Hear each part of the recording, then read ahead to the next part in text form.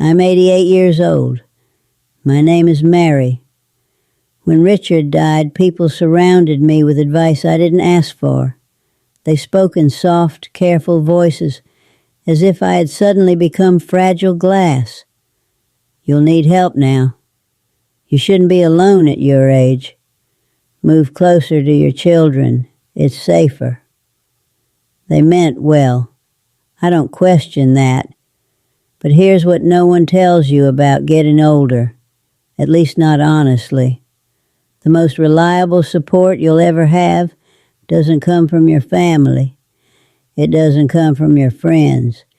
And it certainly doesn't come from hoping the world will take care of you.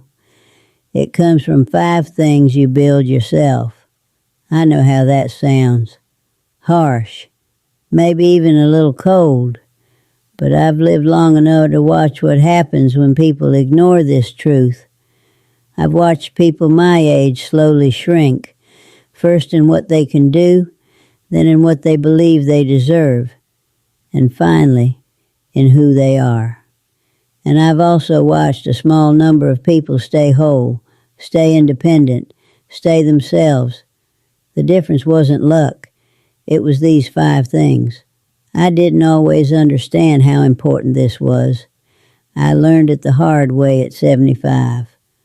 One morning, I woke up and tried to sit up in bed, and I couldn't, not without grabbing the nightstand and pulling myself up like I was climbing out of a hole. My knees felt stiff, like rusted hinges.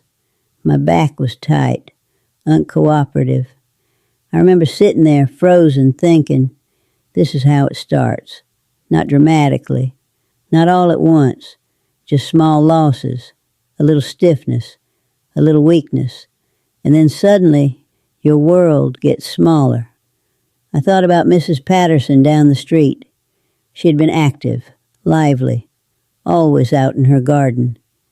Then one year she stopped climbing stairs because her knees hurt. Within months, she moved her bedroom downstairs. Within a year, she moved in with her daughter. 2 years later, she barely left her room. Her mind was still sharp. Her spirit wasn't gone, but her legs were. And when you lose your legs, you lose your choices.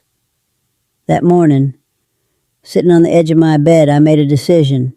Nothing dramatic, nothing heroic. I started walking every day, not fast, not far. Just around the block, 30 minutes, sometimes less. And I moved my body in small ways, gentle stretches, circles with my ankles, lifting my knees while sitting, rolling my shoulders. Nothing impressive, but consistent, even when it was cold, even when I didn't feel like it, even when it hurt, especially when it hurt. Now at 88, I can still get out of bed on my own. I can walk to the store. I can carry my groceries. And that means something deeper than just movement. It means I don't have to ask. I don't have to wait. I don't have to depend. My friend Eleanor is 84. She stopped moving years ago. It started with knee pain, so she rested more. Then resting became a routine. Now she needs help just to walk to her mailbox. She didn't mean for this to happen, but her world closed in, inch by inch. And when you become a prisoner in your body, you become a prisoner everywhere.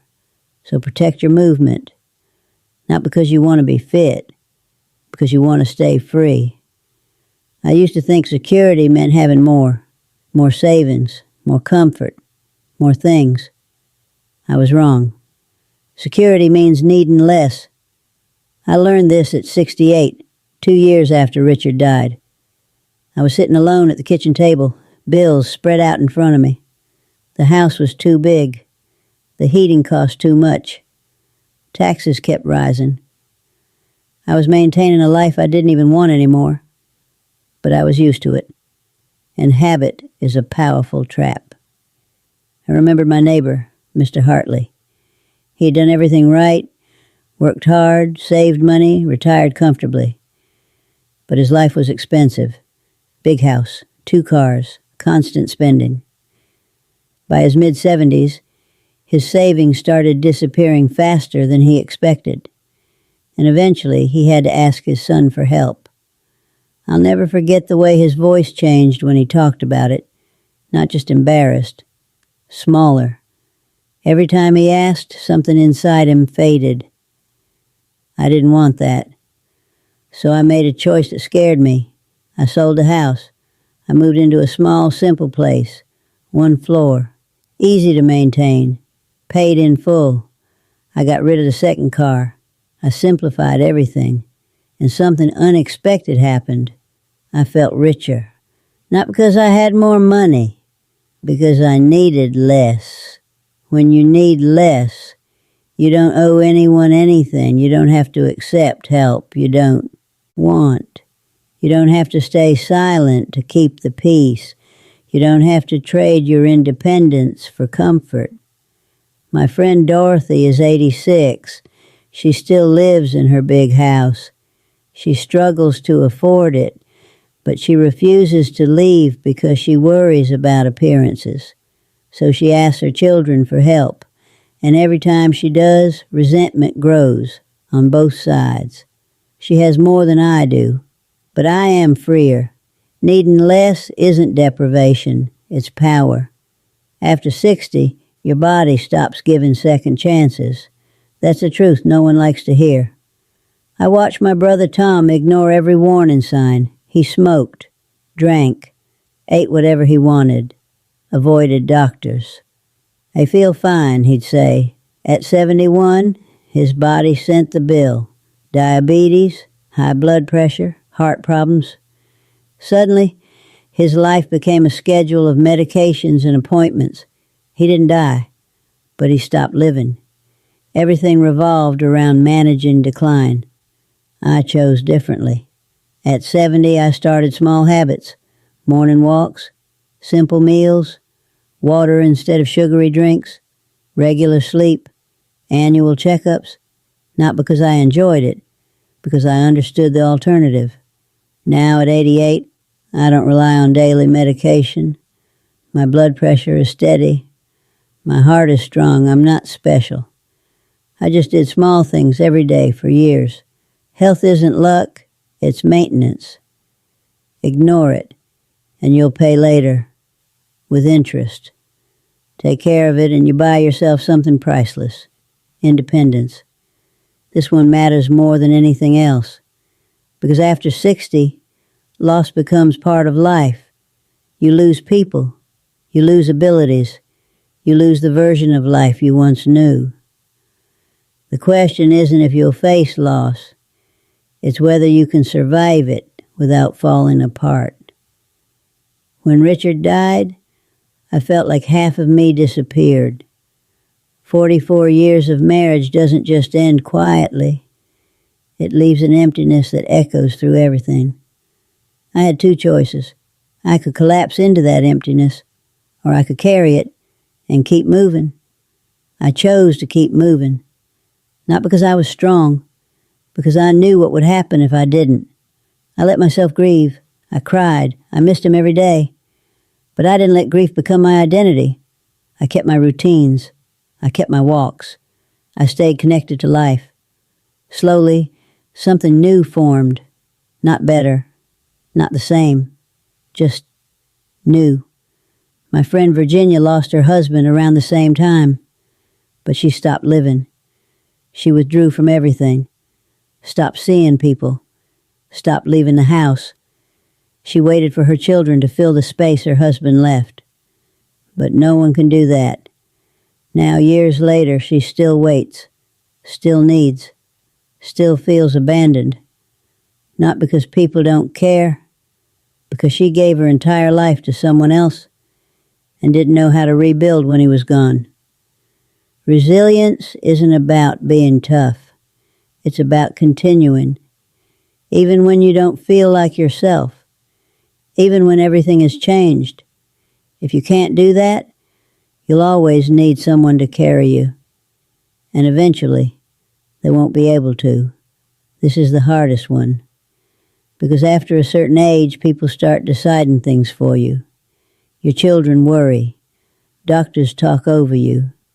Society assumes you're less capable.